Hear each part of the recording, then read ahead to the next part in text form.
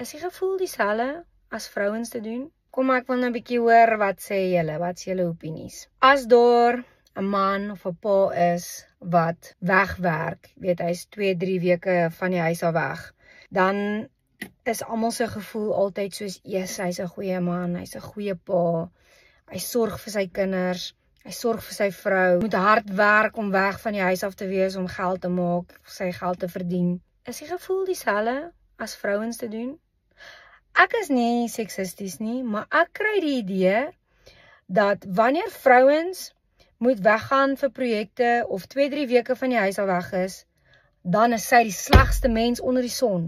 Sy fok rond, sy gee nie om vir haar kinders nie, sy gee nie om vir haar familie nie, sy is nie veronderstel om dit te doen nie, sy moet by die huis wees. So ek wil graag hoor, wat is julle opinie?